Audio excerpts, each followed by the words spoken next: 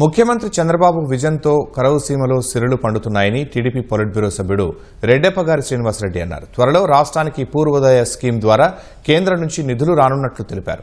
రాయలసీమ రైతులకు మంచి జరుగుతూ ఉంటే జగన్కు కడుపు మండుతోందన్నారు. సీఎం చంద్రబాబు, మంత్రి లోకేష్ నాయకత్వంలో రాయలసీమ మ్యానుఫ్యాక్చరింగ్ హబ్గా మారుతోందన్నారు. త్వరలో రాయలసీమకు విమాన తయారీ పరిశ్రమ రానుందని వెల్లడించారు.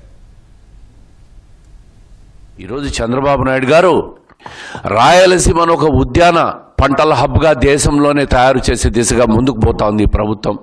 పూర్వోదయ స్కీమ్ ద్వారా దాదాపు రాబోయే 5 సంవత్సరాల్లో 40,000 కోట్లతో ఉద్యాన పంటలకన్నిటికి కూడా నీళ్లు తీసుకొచ్చేదానికి, అదేవిధంగా హార్టికల్చర్ హబ్గా తయారు చేసేదానికి కేంద్ర ప్రభుత్వ సహకారంతో నిధుల వరాలు రాబోతున్నాయని, అదేవిధంగా ఫ్రూట్ ఇండస్ట్రీస్ రాబోతూ ఉన్నాయి, దానికి అనుగుణంగా యాన్సిలరీ యూనిట్లన్నీ రాబోతూ ఉన్నాయి.